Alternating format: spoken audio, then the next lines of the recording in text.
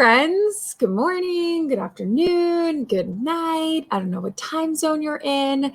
I know what time zone I'm in, and it's not my normal time zone. So it is bright and early, 10 a.m. where I am, because I don't know about you guys, but we're getting walloped by a winter storm down in Texas. So I actually could not make it even back to my house.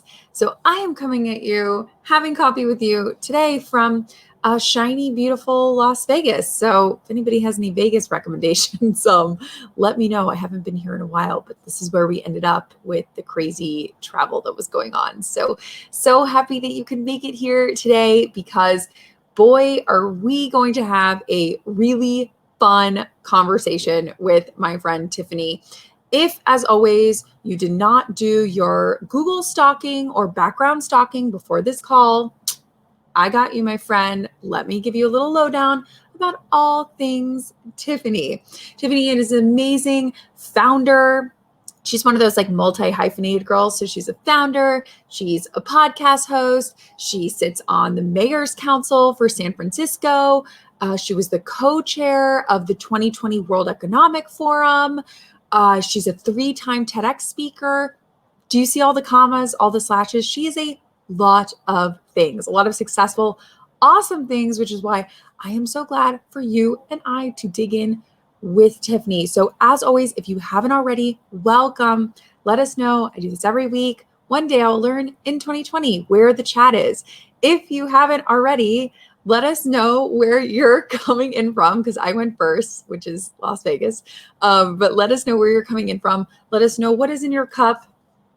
Today I have peach tea, but let us know what's in your cup. And please do that in helping me welcome Tiffany. Hey, Tiffany. Hi. How are you? I'm so nervous. I was like grabbing my cup and I wanted to wave at the same time. Multi-hyphenate, but can't multitask. I mean, it's still early, so you haven't maybe caffeinated fully. I know it takes me sometimes till like 2 o'clock before I'm like firing on all cylinders. It's true. I get it. This is actually the first time I'm drinking coffee in a long time. And this is Are you normally a tea drinker? Who run the world? That's an amazing cup. Who run the world? No, I just drink water. Just keeping it straight. But coffee with Kim requires coffee. I mean, it's probably better for you at this point. Let's be honest. Okay, so I feel like I did all the commas and all the hyphenations, but you know, if you're getting coffee with someone or at a cocktail party, like that's a lot of commas. So how do you, if somebody says, what are you doing? Like, tell me about yourself. Do you go through all the commas, or what do you start with? Yeah, that's a great question. So so you and I know are both on Clubhouse, and the first line of my Clubhouse bio before I optimized it used to say, "I'm a human who's healing." So no other things. And I actually really like that, because that's I think what intersects all of the commas is I want to lead with vulnerability. So I want to meet people, heart to heart rather than head to head, but in a more professional setting, I'll say I'm a disability advocate and an entrepreneur. I mean, I feel like it's also one of those things that I feel like it goes back and forth, because in one side you want to be like, I'm a mac and cheese loving, chocolate chip cookie eating female. But then at the same time, I feel like, at least for me, I don't know if you've had this, I feel like I have to start off with credentials, or else people will like dismiss, like you can't even like start the conversation. It's like a weird fine line. Yeah, it is a weird fine line, and it's something I've been thinking about. And Kim, you are someone I admire a lot. I love like your own personal empire your personal brand empire that you've been able to build. But I think for me, it's like eventually all of that other stuff will come out, And I think that if people discount me, I guess I'll also say that I couldn't wait until I turned 30, because I know I look a little younger. And then after I turned 30, I was telling everyone that I could.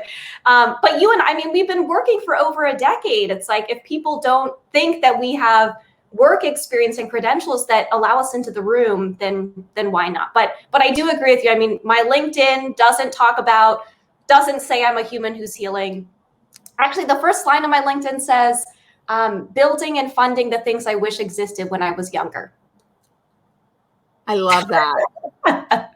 That's powerful. That's like, oh, right in the gut. Yeah. I mean, I feel like you're also, and again, because we just talked about all the things, podcast, mayor's council, your own company, like you seem insanely busy. Or maybe that's just me from the outside, like you're moderating clubhouse rooms. How are you doing all of this? Yeah. I feel like looking in, like I'm overwhelmed and I'm just like reading about what you're doing. You're just overwhelmed looking at it. So I get this question a lot. So I am moderating a room on Thursday called the Olympics of Being Busy, because I feel like busy is a word that people just throw around a lot. And I started my career in investment banking. And I remember when I was in banking, I would go and I would grab coffee with a fellow banking analyst or someone else, and they'd be like, "Oh my gosh, I'm so busy." And then I was like, well, what do you think I'm doing? Like sitting around twiddling my thumbs, And so it's like, if we can just assume that like busy is the baseline and like think of other words of like what people are doing. But for me, it's like, I will make time for the things I care about. And you can see there is a dotted line with all of those, which are either social impact related, disability related, intersectionality related. And oftentimes I take a step back and I'm like, I can't believe that my work is talking about my life. Like literally, I just talk about my life all day. Like I can't imagine a better line of work. and not to discount any other work that other people are doing. And this is the other thing that I learned too, is oftentimes people talk about purpose. And I learned this on Clubhouse as well from an incredible author. I think she may be coming on your show, named LGO. She wrote a book called Limitless. Well, maybe she could come on Coffee with Kim. Yeah. But she talked about how we kind of need to reframe purpose, because we kind of have this like virtue signaling of like Tiffany does disability work. Her work is so great, but then I'm like, I'm disabled and I'm a beneficiary of my own work. So isn't it really selfish? and if you have a job in banking and you're working to cover your bills or pay off your student loans, like that's what you need to do for you, right? So we all have purpose. No one's purpose is more important than another. And oftentimes I think, like, again, if you at least have your cup full, if it's with coffee, if it's with tea, if it's water, fill your own cup first before you can fill other people's cups. Well, and I think what's super interesting about your sort of career arc and path in the workspace once you left school was that, like you had some really cool jobs. I mean, working at Revolt with, I don't know what we're calling him now, Sean Combs, Puff Daddy, P. Diddy. I don't know what name we're currently going with in 2021. Maybe as a pandemic name, I'm not sure. But like, that's a very like, cool, innovative at the time. Revolt was very, cutting edge and whatever. And so I'm super curious, you sort of walked away from all of this. And it's a question I get too, but I'm curious for your answer. For the outside looking in, people might be like, Tiffany's insane. Like she has this awesome job. Why is she walking away from it to start this company that no one's ever heard of? Like, what was your sort of thought process during that time? Yeah, I'll give you two turning points. So one is my internship in investment banking is actually what inspired me to start Diversibility, which is the company that I run now. And it very, very non-linear. That's kind of confusing, but when I had my internship, it was the first time that I felt like people weren't giving me an easy button for life. So for those who are unfamiliar with my story, at the age of 9, I paralyzed one of my arms in a car accident. My dad also passed away. I kind of carried around this trauma for a long time. And then I went into this banking environment, and they didn't care if I did it with 8 octopus arms. They didn't care if I did it with 2 hands, 1 hand. They just needed the pitch book at 9 a.m. on Monday. And when I walked out of that environment, and you can describe it as cutthroat, as ruthless, as relentless, et cetera, et cetera. When I walked out of there, I got really curious that they really pushed me because they saw me at my potential and I wasn't operating there. And I became really curious, what if we kind of had this like tough love environment for more disabled people to really dream bigger? Because I think that a lot of, and we're going to talk about work and stuff, but a lot of the work and career opportunities that many people with disabilities think they can have are so limited because we don't have enough like role models and possibility models. That was like turning point number 1. Turning point number 2, I did work at Revolt, which is when you and I connected. That was like 2014 time frame. And Revolt on paper was everything that 25-year-old Tiffany wanted. I had my own office. I sat in on board meetings. I felt like I also had a voice there. And so my criteria was, I want a seat at the table, I want a voice at that table, and I want to be some version of my authentic self. And then I got all of those things, but it's like on paper versus the reality. And I will say that working at such a racially diverse company made me see what success could look like when you prioritize diversity. So believe it or not, the first supporters of diversibility were some of my managers at Revolt. So it got to a turning point. And this is something that is public. I moved out to San Francisco in 2016, came out here for a job that ultimately didn't end up working out. I got fired. You know, I don't think we talk about that enough, that part of things enough. And I told myself, you know what, maybe I'll work on diversibility full time in between until I find my next thing. And now it's been 4 years. So. And now it's been 4 years.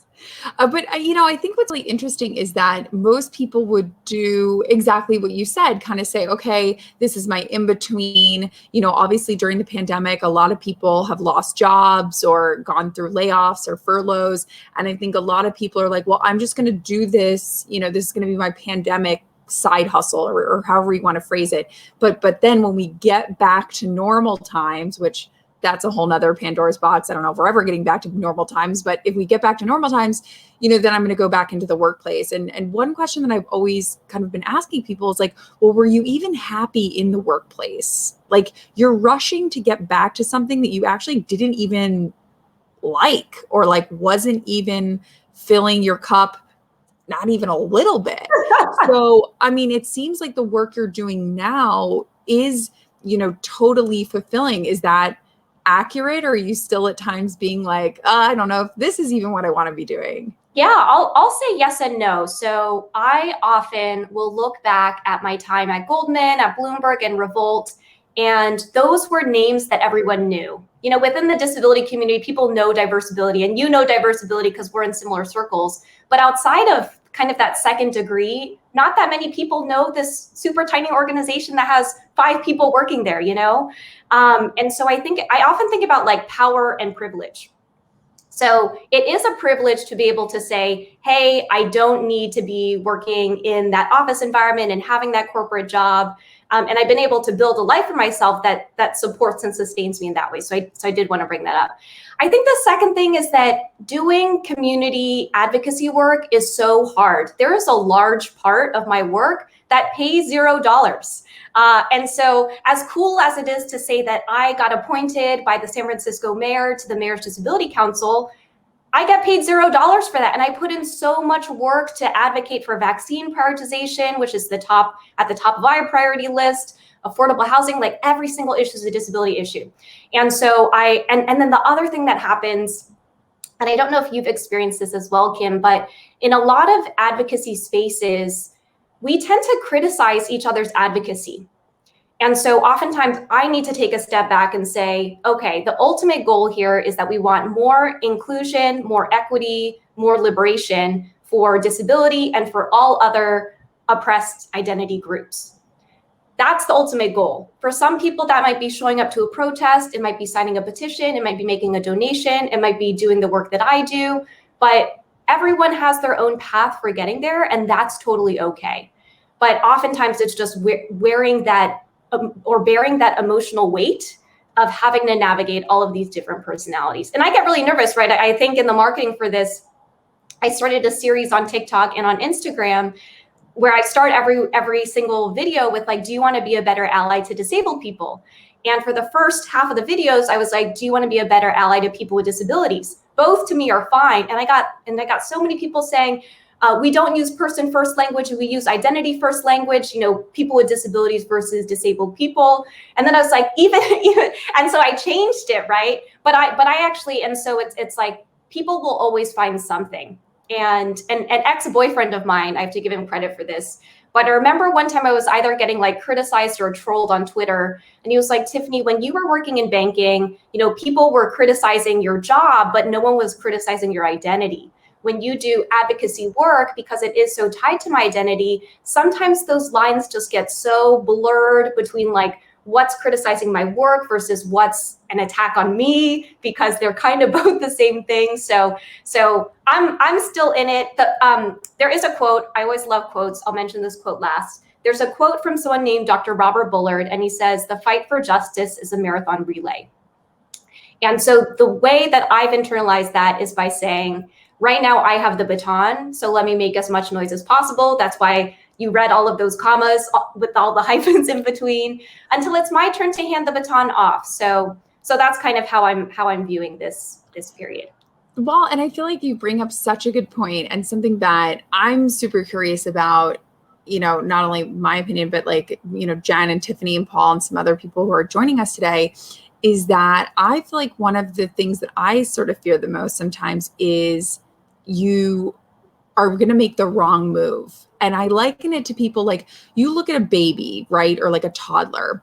A toddler doesn't get on a bicycle, you know, or out of a tricycle and on their first try, you know, look, mom, no tricycles, I don't know, doing wheelies down the street. No, you're riding a bike, you fall over, you know, you're wobbly, you fall over again. Like it might take you 2, 3, 4 a month to learn how to ride a bike when you're, you know, 5 years old. And so I think sometimes it's a little harsh when we're trying to move people with us in advocacy work, because people, exactly what you said, they want to nitpick and they want to say, well, you didn't, this one word you didn't say right. And you're like, I'm trying to learn how to ride the bike, like along with everybody else. And I can't ride the bike perfectly from like the get-go. So what do you say to people as you're, you know, trying to get them to like learn how to ride the bike, and who are scared and maybe wanting to say, well, I just won't even learn at all, because if I don't learn at all, then I'll never mess up. And people are always scared about like messing up or mistakes. Yeah. And I think we have so much fear that messing up means that we're a bad person, right? So I think part of the unlearning is that being imperfect. I mean, that's why that's what my Clubhouse bio said. I'm a human who's healing, right? I still have a long way to go. For me, like, oftentimes when people say like I'm human, what they really mean is I'm imperfect, right? And I that's a whole nother topic in itself. But I think for me, it's really so I've been thinking a lot about like call out versus call in culture. Call out culture is, you know, if you said something that may potentially be offensive to certain groups, I'll just let you know right here on this call, right? Call in culture would be, I pull you aside afterward and I said, hey, Kim, by the way, we don't really use XYZ words anymore. I think both are fine, but they both feel bad to the recipient who's receiving it. And what ends up happening is, I think our default is to get defensive because we think that by saying the wrong thing, we're a bad person, right? And I think we need to again unlearn this like good bad binary and say, and instead, and this is how we create psychological safety, instead say, thank you so much for letting me know. I'm learning. How can I do better in the future, right? And that's actually something that we need to be intentional about. And I'm still catching myself. I love the facial expressions that you're making, by the way. You're so good at the facial expressions.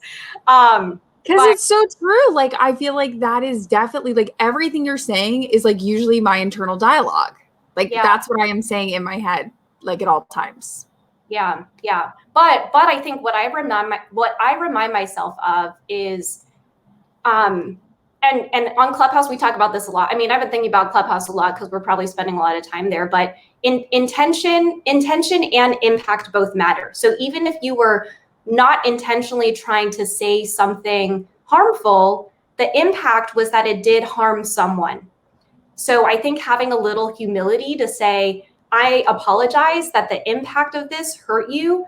I want to be better and I'm learning, right? Versus what ends up, I don't want to say normally, what is currently happening is we either like fear that we're going to get canceled, we get super defensive, or we stay silent, right? And I think that's part of the reason why you and I are having this conversation and why like ableism is so pervasive, because we haven't been able to course correct and catch people when all of these things are happening. Well, and I feel like what also happens, at least, in some of the conversations that I've been having and that we've been having, here every Wednesday, I think it was like 2 or 3 Wednesdays ago, we talked to a woman, Lori Ruttman, who's really well known in the HR space and sort of human resources. And she's since left there and has written a ton of great books. But what we were talking about is how everyone has this image that HR is there to help them and to, kind of create this kumbaya environment for them. And one of her big pushes is that HR works for the company to make sure that the company doesn't get like sued or, have lawsuits or do any sort of like legal things. They're not really there to actually provide like a learning or kumbaya environment at the heart of what they actually do. Ooh. And so I'm curious for people who, might be joining us today who work at corporate jobs, who are like, well, I like what Tiffany's saying, and I definitely get it, but when we're talking about diversity or when we're talking about disabilities, that's HR's job. I work at Bank of America. That's not my department. What do you say to those people? Yeah, that's a great question. And I guess I'll respond with two things. So oftentimes when I go and I give workshops around disability inclusion as part of like a diversity, equity, and inclusion strategy, the thing I always start with, and I literally have repeated it on like 4 different slides throughout the presentation, ending discrimination starts with self-reflection. And I'm going to repeat that again. So ending discrimination starts with self-reflection. And what I mean by that is if we assign, like, this is something I've also been thinking about too, is like, because we don't have proximity to disability, because many of us don't have proximity to disability, it becomes like out of sight, out of mind. And then we say, oh, this is HR's problem, right? But if we use this as an opportunity to be a better human and say, how can I show up better for people who have experiences different to mine? How can I let more people who have different perspectives into my inner circle? Then I think I think part of the reason why we're like here is because we have often assigned responsibility to someone else. And for me, oftentimes I'm just like, for me, if people, like, my hope and all of my work is really rooted in disability as a lived experience. And the reason why I want to bring up the lived experience is I'm not here to inform your policies or get you to be compliant or increase your accessibility measures. I'm here for you to care about me, because we are both humans together, right? And I think that so many people view disability or they view DEI work as like compliance, which is, it sounds like this conversation really echoed that, unfortunately. But my hope is that we can start to transition to changing hearts and minds, because I'll share one other thing, which is oftentimes we think about, ableism, disability discrimination is really rooted in systems and structural policies that have been in place for a long time. In 1990, the Americans with Disabilities Act was passed, so now it's going to turn 31 years old, and the ADA protects us from employment discrimination, protects disabled people from employment discrimination. Within the disability community, and I don't know what the new numbers are in a pandemic environment, the unemployment rate for disabled people has been hovering around 60 to 70% for decades, even with the passage of a policy. So we have the policy, but we still have the hearts and minds that need to change, right? And that's the harder work, because no one wants to look in the mirror and say, okay, I'm all of these ists. I've been racist, I've been sexist, I've been ableist, right? But I think, again, like, you're not a bad person. It's been so embedded within our culture to be ableist, sexist, racist, that now we need to look in the mirror and say, what are the points of reflection that I need to take to understand where my starting point is and what I need to unlearn? That was a very long-winded answer, but I just want people to understand the human part of this. And I understand within companies, there's like a functional role that all of these different departments play, but ultimately a company is made up of humans.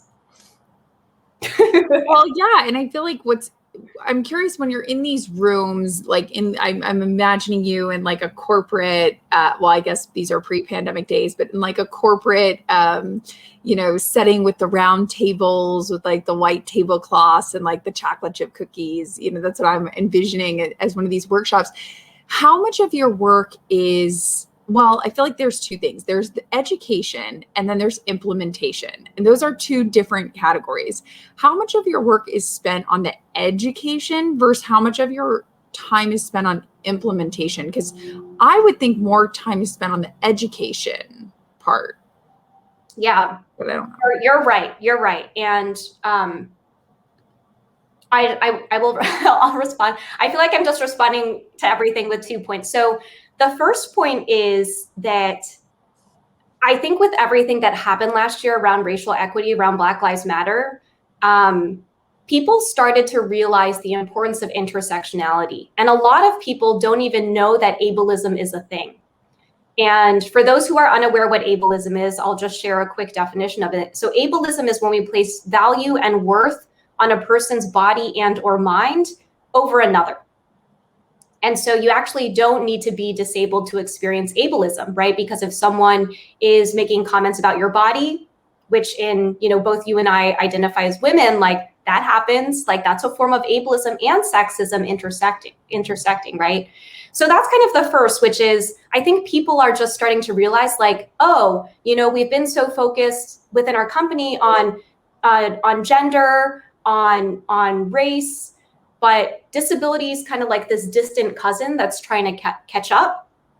And I think that the interesting thing about disability is it has so many different definitions, and the definition changes based on who or what you're talking to. So an example could be when I go to the doctor, my disability means a very different thing to my physical therapist and my medical team, versus when I go to school, my disability means something different there, versus when I enter a workspace, my disability means something different there. So at any one point in time, we might all be talking about disability, but we might all have different definitions of it at the same time. And so the definition that I use is really rooted in identity, right? So if you're talking about gender and you're talking about race, like where is disability in that conversation as well? The second thing I'll say is one of the conversations that happened on Clubhouse that I was really fascinated by was Elon Musk came on. I didn't listen to the whole conversation, but the way that he spoke about inhabiting Mars, he just spoke about it with so much confidence, as though it probably is going to happen because he's a visionary. And I think about in my work in disability, I want to get there, right? So you're asking like how much of it is education versus how much of it is implementation. My dream is that, I'm talking about disability like we've already got all the policies in place. We've already changed all the hearts and minds. There's no ableism. Like, let's talk about, and so one of the fascinating things is, I think oftentimes when we talk about disability in the workplace, we talk about like, oh, like what programs can we put in place, apprenticeships, internships. And some of the conversations I've been having now are, what does disability representation look like at the corporate board level, which I had never really thought about before, or how do we get more disabled people into senior VP, director, ED, C level, right? And that to me is kind of like where I ultimately hope my vision will be. But we got to start somewhere. So first is just letting everyone know, hey, we exist. We're 25% of the US, we're 15 to 17% of the world population. Disability doesn't just look like one thing. How can we create spaces and psychological safety where people who do need certain types of accommodations are able to get what they need so that they can thrive in the positions that they're in? Well, and I feel like, when you talk about like starting somewhere, I feel like, there might be people that are joining us today that are like, I get it. Like Tiffany's message. Yes. Like I'm in, like I'm there, and they're like, okay, great. Like, how do I start? And I heard you on a podcast, this was a couple months ago, but you were talking about you can start with vulnerability and sort of, the Brene Brown sort of dare to lead or daring greatly sort of esque work. But I'm curious, because vulnerability, I feel like in the workplace, is a little intimidating. Like, it's a little bit like, whoa, like, how are we doing this? So I'm just curious, like, for you, and by the way, everybody, like Tiffany and Kelly and everybody who's joining us today, like, how does vulnerability show up in the workplace? Or like, do you feel comfortable with that? Or is it something that you had to gain confidence in? I don't know. Like, what are your thoughts on that? Yeah, I mean, that's the $1,000,000 question, right? Because I guess the way I'll answer this is that it really comes down to psychological safety. And there was something that I found on Instagram. I'll see if I can find it. I wish I had screenshotted it, but then I was like looking through my screenshots and I didn't screenshot it. But it showed what the difference between like what a space looks like when it's like psychologically safe. For example, the call in versus call out, and having that type of culture and that type of feedback loop. But the other thing I'll say is that, you know, many disabled people, including myself, will go around and we'll say to our non-disabled allies, we'll say, hey, if you have any questions about disability, please ask me. But then no one is asking me, right? And so I kind of have like two big questions that I haven't figured out the answers to, which are, I'm very open about my disability. I'm happy, you know, I have so much free content. You know, you listen to a podcast, that's probably like one of a million podcasts that are out there.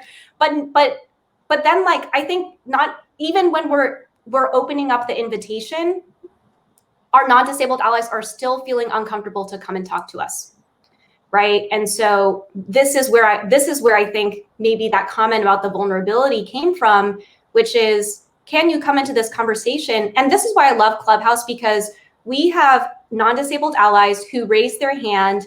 I can hear it in their voice. They don't know what the right words are. They don't even know how to phrase the question correctly, but they did it, right? And their hearts, and I get a lot of social anxiety on Clubhouse as well. Their hearts are probably like beating so quickly. They're so nervous. And then it's like, can we use that as an opportunity for reflection? Why are we so uncomfortable asking a question? And then the second thing I'll say, and I actually reached out to the person to if they could send me some articles. But there's a woman that I met named Christina Ryan, and she runs the Disability Leadership Institute that's based in Australia. And she shared on a panel that I moderated that when senior leaders who have non-visible disabilities do disclose, they actually face retaliation, right? So stigma is still there, right? And I saw some comments in the chat around mental illness, and mental illness is a disability. Depression is the #1 cause of disability. I think people forget that mental health conditions, mental health challenges, however you want to describe them, are a type of disability. And so it's just like, well, if we're telling disabled people to go into their workspaces and be open, and then we see research that's telling us otherwise, right? This is where the hearts and minds thing needs to come in, which is, yeah. And I'm like, just looking at the comments as well. And sometimes when I get hired to go into these workspaces, they disclose to me that the environment is not psychologically safe. And so the real question is, and it's not just around disability, it's around all other, you know, underestimated or underrepresented identities as well, which is why I think when I worked at Revolt, I was like, I just want to be some version of my authentic self. And I want to say I'm not going in and I'm not like trauma dumping on everyone. Like, it's like, how can you also create those boundaries that are like, I have my professional support system, and I have my work relationships as well. So it's also just knowing and having, you know, and Brene Brown talks about this too. It's vulnerability with intention. So why am I being vulnerable? Is it just because because I'm looking for support? Then can you turn to, you know, your friends outside of work or a professional support system for that? Or are you sharing something vulnerable because you want to lead by example, and for your team that they can come to you if things are hard? So a good example of this is right now, I'm here in San Francisco. We have a lot of anti-Asian hate crimes that are going on, and our community is hurting. And I've had a lot of friends come to me just checking in on if I'm okay. And that's an example of vulnerability. And bringing that into the workspace, it could even be like, hey, I know there's a lot of stuff going on and with current events related to the Asian community. I don't have the right words right now, but I just want to know that I'm here. And again, I'm kind of bringing in intersectionality into this. But again, for the disability community, it could be like, hey, Like, I really don't know what the right words are to use, but I want to know and I want to figure out how to be better. So if you notice anything that I'm doing or things that I can be better, like, feel free to pull me aside and have that open dialogue. Because the other thing I'll say, I feel like I have a lot of things to say, is that one of the things I notice in many of the conversations I'm having is that we are still viewing disability through what I call the charity and tragedy model. So there are a couple different ways. Again, this comes back to the different definitions of disability. So 3 of the main models through which we view disability, one's called the medical model, which I mentioned earlier. I have this diagnosis and I go to the doctor and I get treatment. The second is called the charity tragedy model, which is this idea that we should have very low expectations for people with disabilities. We should take care of them. Expectations are set very low. You don't need to work. We'll take care of you. And then the emerging model, which most disabled people subscribe to, is called the social model, which is the reason why disability exists is because we exist in an ableist society, which is create systems and structures in place which make certain things inaccessible to us. So disability exists because of inaccessibility. And so oftentimes when I talk to companies, they're like, okay, how can we hire disabled people? You know, how can we view disabled people like from like looking at their abilities and not their disabilities? And I'm just like, well, the way that you're framing all these questions is viewing a power dynamic where disabled people are at the bottom and non-disabled people are above, right? Which is the root of what ableism is, right? But instead, how can we view it as co-creation, which is I acknowledge that you are bringing your disability lived experience to the table into this workspace. How can we create a company culture here that embraces you, and let's co-create and co-build something together? Well, and I feel like so much of it, and it's funny that Jeff is talking about framing and reframing because, you know, when I think about nature versus nurture, which could be used in a lot of different arguments or viewpoints, you know, I look at kids, for example, who are, by the way, constantly curious, constantly learning, constantly asking questions, you know, where do babies come from? And, you know, you're kind of like, oh, you know, they're constantly asking questions. And some of those questions are, yeah, why is this person in a wheelchair? Why can't you walk like me?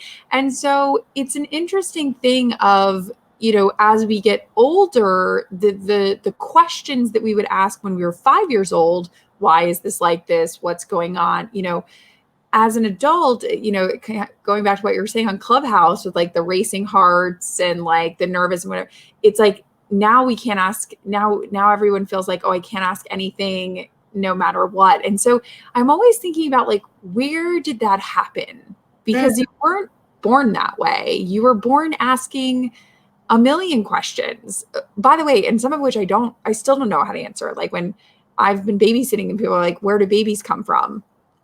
I'm like, ask your mom. Like, I can't, like, I'm not getting into that one. You know, it's like an interesting, so I'm curious, like with your work, do you do work with kids at all? Like, I know a lot of the stuff you've been doing in the corporate space and like with work, but younger people, I feel like that's where it's also happening. Yeah, that's where TikTok comes in. I'm just kidding. Seriously, but not seriously. So one thing I'll say is, you know, you asked this question of when does that shift happen? And we don't realize this, but we are so heavily influenced by our parents. So I'll share just a short story. So I became disabled when I was 9, and I grew up, and my mom encouraged me to wear long sleeves all the time to hide my arm. And every single year it was mandatory physical education class. My mom would write me a note. I'd hand it to my PE teacher. And literally I did not use my voice at all, right? It was just an exchange of here's the note. He or she, my PE teacher, understands, and then I walk away, right? So here's what I learned from that. I should hide my disability. I should never talk about it. And I don't need to try, right? And I think oftentimes, like I think back to the example of the kid asking like, hey, why is that person in a wheelchair, right? That curiosity. And again, here's where the reframing comes in. In the past, and maybe it's still happening, I would hear examples of parents being like, shh, don't point, right? At which point we're reinforcing to the kid, don't ask anyone about their difference. But I'm starting to see more parents, and I'm not a parent, so I can't talk about that, but I am hearing more anecdotes of parents saying, oh, like, I'm glad you noticed that. Why don't you go ask them and see if they feel comfortable answering your question, right? And do you notice like those little nuances there? And so your question was, do I work with kids? Not directly, because I think that bullying is something that transcends disability. And so even if I think back to my childhood, before I was disabled, I feel like my colleagues were making fun of me because I didn't have my growth spurt until I was in like 7th grade or something. And I'm still petite, but like people were making fun of how small I was, or, you know, that I was Asian because I was the only Asian person in a predominantly white school. And then after I became disabled, no one asked me or made fun of, not overtly, about my arm, but again, it reinforced a narrative to me that no one cared. And sometimes when I look back and people are like, if you could change anything in your childhood, I'm like, I wish someone just asked me how I was. Which I know we're going into a totally different part of this conversation, but I'll say yes and. So a lot of my initial TikTok content was showing my hand and how I did things with one arm. And I would get a lot of questions like, hey, how do you get dressed? How do you crack an egg? How do you type? How long did it take to relearn how to write with one hand? And what I realized was there were two beneficiaries of that. One were occupational therapists who were trying to, you know, better serve their stroke patients or other people who could only use one arm. And the other were kids who were just curious, right? And oftentimes, I think as we become adults, we lose a little bit of that curiousness and it gets clouded by judgment. And so one thing I've been trying to encourage people to do, again, it comes back to the self-reflection, is that if you find yourself judging or making assumptions about someone, use that as an opportunity to get curious. And part of the reason why I'm so open about my disability and like want to talk about disability all day is how can I control my narrative, right? Because I went through a period of time. So I didn't tell anyone about the car accident for 12 years after it happened, because that's kind of how I grew up. And I have now been reconnecting with people I went to high school with, and they all say to me, Tiffany, I knew about your arm, but I didn't know about the car accident. And then I'm like, wow, we went through 10 years of them making assumptions about where my paralyzed arm came from. They didn't know my dad had passed away. They probably assumed it was from birth, you know? And so that's why I'm open, but I also want to acknowledge that other disabled people might not be as open. And if a disabled person doesn't want to answer your questions, then that's totally fine too. Respect that. And I find that oftentimes when a non-disabled person does ask the question and a disabled person like doesn't really want to answer, like a non-disabled person will take offense to it. So again, it's like, how can we not get offended, not get defensive, all of the sieves. All of the sims. I feel like there is a lot of those too, by the way. There's a lot of those sims. I'm so excited to get into what I like to call, like, I've finished my caffeine, like the caffeine lightning round, because I feel like you're about to drop some big gems for us. Are you ready? I'm ready. Yes. Okay. What is the best thing that you have started using lately that you are obsessed with? It could be like an app. It could be a newsletter you've started reading. Like, what is something that you're just telling everybody, like, this is awesome? So in the past, I have them here. So when the pandemic first started, I was having a lot of like eye strain. So I got these like blue light glasses.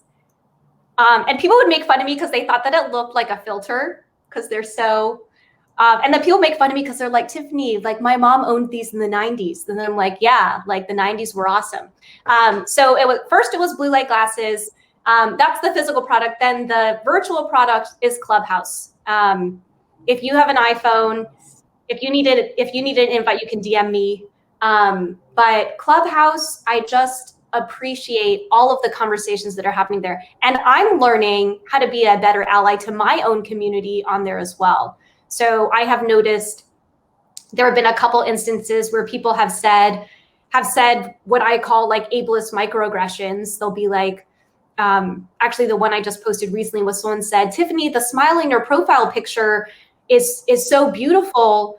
So you're not disabled in that regard. And then I was like, and then I actually didn't say something, but someone else commented and they said, hey, we should just be a little bit aware of our language, that if someone said that they're proud to be disabled, to not diminish that experience by saying that they have a great smile, so they're not disabled in that regard. So I mean, Clubhouse is, yeah, I'm still learning my way around there. But I can see why you well, but wait, really quick, where did you get the blue light glasses? Because I feel like I need those.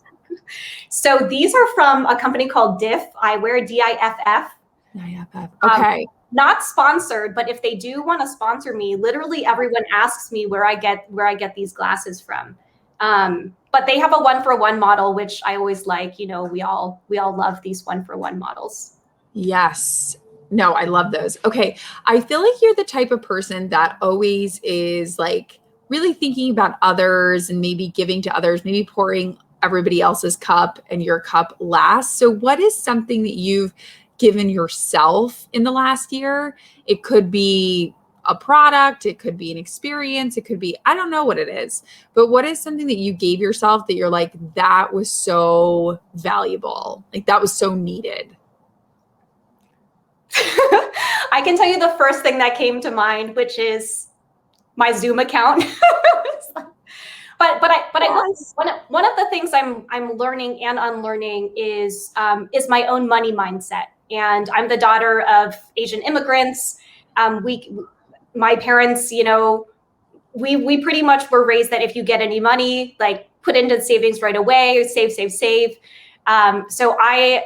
Diversibility was part of the Facebook Accelerator program last year, where we received funding that we had to spend by December 18th. Like it wasn't even like you can hide it somewhere. And so I bought the Zoom account, but it took me a week and I actually cried a couple times. But the other thing I'll mention, and this was actually gifted to me, so I guess it doesn't count, but this is what is called a warm pal, and you can put it in the microwave or the freezer. And so if you are feeling anxiety or you have like sore joints or something, you can put this little warm pal into and it's so soft. This was actually gifted to me by my ex, so I have to thank Andy for that. But it is pretty much like my new favorite thing. And I'm in my 30s and I have no shame about talking about stuffed animals. Like we need to find comfort wherever we can right now. Wait, you can put that whole unicorn in the microwave and it doesn't break? It's a Warhol. What is it called? A narwhal. Yes. Yeah. Oh, I just saw the thing. I thought it was a unicorn. Unicorn. Yeah. So he got it for me because I love unicorns, right? We should all aspire to be unicorns. But yeah, you can put him in. I put him on a plate and he has like lavender scent and some weighted beads at the bottom. But Shelby, who works on your team, told me you were going to ask me about a gift. So yeah. I brought that out of my bedroom. I feel like that's amazing. And now I want one. Like you've sold me on it. You've influenced me to get one. So, and if you do go to tiffanyou.com/links, I have a link to like all my Amazon finds. You can get this guy on Amazon. I think it's an affiliate link, so maybe perfect. I'll get. But I do also want to highlight, like, I think one of the things is like my work is very serious, right? I'm talking about ableism, but I also think it's just so important to have fun and to make fun of yourself sometimes. And like, we are living in a pandemic right now, like things are so ridiculous. And so like, I want to wear like oversized blue light glasses and I want to have a stuffed animal. Like, don't forget about that inner child because, and I love everyone. I love seeing all the comments come in, but yeah, making space for like fun. I call it PFJ, play, fun, joy. Super, super important. And I think that so like oftentimes when people meet me and they'll like meet me informally, they're like, Tiffany, you're so goofy. And I'm like, yeah, because I have to like show up in these like boardrooms and be serious to like talk about dismantling ableism. But if I'm and so I also just want to highlight, and this is why you mentioned in your intro that I'm like multi-hyphenate, is like, we can't be one-dimensional or else we'll just, that's no fun. So just have a little fun, experience the range of things. I like that. I mean, playful, fun, like joy-filled, like what's something that you're so like excited, like kid in a candy store to learn in the next year, whether it's like a language or maybe learn about, I don't know. I've been on like folding TikTok where I'm learning how to fold towels. No, I learned how to fold towels too, like the spa. Yeah. Okay, so what am I excited to learn over the next year? So I took a quiz, and it told me what my top values were. And I can't remember what the link is off the top of my head, but I will post it to my Twitter or something. And it's called the VIA Strengths Assessment. And it's backed by science. So and I feel like the people who are joining the chat are very good about finding links very quickly. But it told me, oh no, oh, you froze on me for a second. But the quiz told me that my number one value is learning. And I literally like love learning everything. So I will share something that I have learned that was so invaluable during this pandemic, which is I took a course called The Science of Wellbeing, which is offered for free on Coursera. And it taught me, and the TLDR, the too long didn't read, is that the things we think are going to make us happy, right? You started this conversation by talking about all my accolades. But those actually aren't what make me happy. What makes me happy is my warm pal, sitting in spaces of gratitude, having fun, social connection. So over the next year, I am excited to learn. Wow, that's such a good question. I think I'm excited to learn more about myself. That's kind of like an easy one. And I'm excited to learn how I can be better for my community. So a good example of that is when I shared that we were chatting with each other, one of my, someone who follows me who's deaf asked if there would be captions. And I think that's a good learning for me to remember to include access notes, or at least ask, because I think there are auto captions on this on both Facebook and LinkedIn, which is amazing. But the fact that I didn't think of that, right? It's like our default is like, oh, great, video, right? But then we're like, who are we excluding by having our conversation in this way? But now we're able to include everyone. So yeah, but I think, sorry, I have a better one. I'm not good at these lightning round. So one thing that's interesting about introverts, or some introverts, is that we want like more time to like digest questions. And I know that I'm not as good at like thinking on the spot, but I really want to learn how to cook. I have an Instapot. So if anyone has any good Instapot and super easy recipes, I don't want to be like, none of this hard stuff. Yeah. So maybe like 5 ingredient max Instapot recipes. I will send you. I have some good Instapot recipes. I also got an Instapot like a year ago. I'm obsessed with my Instapot. I will send you some good ones. And I'm the same way. I'm like 5 or less. I can't be doing 75 ingredients that I don't even know what they are. Not going to happen ever. And by the way, on Facebook, I am a part of several Instapot communities, one of which has over like 75,000 members of these Instapot. So like that's also a possibility. But speaking of community, because I always think this is a really interesting question, I feel like the phrase "you're the 5 people you spend the most time with," obviously in a pandemic, we're not really spending time with a lot of other humans in a physical sense, but we are spending time with them in like a digital sense, whether it's LinkedIn, Clubhouse, Instagram, etc. So what are 5, like, or 4 or 3, whatever, or just any number of humans, or maybe it's brands or companies or something that you've kind of let into your feed, whether that's your feed on Twitter or Instagram or whatever, that you're like, this is awesome. Like this human, Tiffany is amazing and I love her. Like, who are those people or brands or groups? Yeah. Wow. Like what a great question. The first is an account called Disability Reframed. Okay. It's run by someone named Ashley, and her content is amazing. So she posts a lot of educational guides around disability. The second is, wow, this is, I'm like, I wish I had gotten these questions in advance. The second is Kim Kalp, of course, someone I really look up to in terms of, also someone who's very multi-hyphenate. And when I was redoing my personal website, I think I sent them your website, and I was like, I really love what Kim's done, right? Because when you were at Superfan, I was like, I love the way that she has these two brands, like your personal one and that one that you're managing. And I want to figure out how to do that with Diversibility and Tiffany U. So Kim is, I mean, everyone who's logging in here already follows you, but always love your content. I mean, I was following your Coffee with Kim when you were doing the 1 minute like networking tips in the beginning, way back when. Then I will say there's someone named Drea's Doodles, and she is someone I met through the Wing, another Instagram account, DREAS. And yeah, Jeffrey's like on it, and he's just posting all of the Instagrams here. I just really love Drea's. She's an illustrator, so she'll just illustrate a lot of like cute, shareable content that's also topical. And then the last person I'll mention, her name is Courtney On, and AHN is the last name.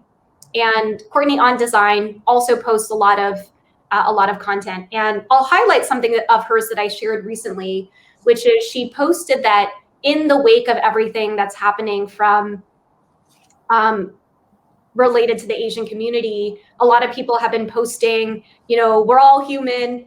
And she ended up posting something that said, hey, like I ended up fixing these graphics for you. And so she ended up fixing one that said, we're all human, but some of us do face structural inequities as well, right? So by centering on the human, it's great, but I also want to acknowledge that people are being targeted because of their race, right? And in the disability community, people are targeted because of our gender, because of our, and so there are other social factors at play that I want to acknowledge in our journey toward allyship. So those are a couple like social justice, social change related accounts that people can follow. I love that. I love learning about new, amazing like humans and accounts to follow. And I think that that's, I feel like we're plugging Clubhouse constantly, but I will say that's another plus of Clubhouse is that people don't realize that who you follow, let me see if I can get this right, who you follow curates your room, hallway, I don't know what it's called, your hallway. And so by following certain people on Clubhouse, you then get introduced to their networks, which is a little bit different than Instagram and Twitter and some of the other platforms. So I think that that's like an interesting question, because now I'm suddenly thinking about like, oh, who are new accounts that I can be following, or who are new people that I should be kind of keeping an eye on. So those are super helpful. I can't wait to go look them up. Okay, this is like the last question, I promise. But if you had sort of a Harry Potter magic wand and you could give all of us today like a homework assignment, and it could be a playful homework assignment, it could be a serious homework assignment, whatever you want it to be, like one thing that we should all do over the next week. Maybe it's like watch a certain show, maybe it's download a meditation app, I don't know. But like, what is one homework assignment that you would give all of us? Can I make it two? They're both kind of tied together. So one is I would highly recommend watching Stella Young's TED Talk called I'm Not Your Inspiration, Thank You Very Much. And it talks about kind of the objectification of disabled people. And she coined the term inspiration porn. The late Stella Young, I should add, she passed away shortly after her TED Talk went live. But I think that's a really great reflection exercise to think about. So this ties into my second one, which is, I think really think about what action you want to take to be a better ally to disabled people. And I have like almost 50 videos of very small ways that people can do that, right? So I see Kelly posting a link about how to make your content more accessible. That's one way to do it. What else? I lost my train of thought. But I think really reflecting on when we talk about disability, what value judgment are we placing on disability? So for example, like the person who told me I had a great smile, so I wasn't disabled in that regard. Like I would almost equate that to the like a girl campaigns that you've been seeing, right? So it's like, well, by including disability in that compliment, what value judgment are you placing on disability by saying that I'm not disabled because of my smile? So watch the TED Talk. And if you have even more time, there is a documentary called Crip Camp. I think learning about disability history is super important. Crip Camp is available for free on YouTube. If you have 90 minutes, please watch it. Or if you have a Netflix account, you can look it up there. I think recently it was either nominated for a Golden Globe or the other awards. What is it, the Oscars? I'm so bad about the award series. But recently it was nominated for some really great awards because the film had disability intertwined at all parts of the filming and production making process. And it's like real footage from this period a long time ago where all of these disabled teenagers met at camp and then became great allies and advocates for each other to then advocate for what's called Section 504 of the Rehabilitation Act. So watch the TED Talk. Jeffrey posted it in the chat on LinkedIn. Watch Crip Camp if you have more time, and then use that as an opportunity to reflect and say, what action am I going to take within the next week to be a better ally, even if it's just following, Disability Reframed and starting to read through some of Ashley's guides. You can follow me as well. But yeah, I think it's those small steps forward. And then when I'm in the corporate world, I often tell people, if you want to take one action, it is that you need to hire more disabled people. And if you are not in a position to hire, asking the people who are why they aren't hiring more disabled people. We really need to move those numbers. That's a totally another, coffee with Kim to talk about that. But yeah. 100%. No, 100%. I'm so excited. So if people are like, I love everything Tiffany's saying, like, I want to stay connected with her. I know there's numerous social media platforms and you cannot be everywhere at once. I know we all want to be, but you can't be everywhere at once. Where are you spending the most time? Like, where should people be following you that you have the most action going on? That's a great question. So I don't want to be prescriptive. So if you just go to tiffanyyu.com, it will have a link to all of my social channels. And I think just follow me on whichever platform you're most active on. Done. I personally am most active on Instagram, but I will say I have a little bit of a less professional persona there. But I also think and then on LinkedIn, it's like LinkedIn is all the professional stuff. So yeah, I think whatever type of content you want to consume, wherever you already are, I can meet you there. Oh, I love it. Well, Tiffany, you are such a gem. I'm so excited we were able to make time and talk today. So I'm sending you an air hug and lots of thanks. You are such a rock star. Oh, thank you, thank you, thank you. I cannot wait for everybody to start following you and to continue to learn from you. So thank you so much for joining us. Thanks, Kim. Awesome. Bye, guys.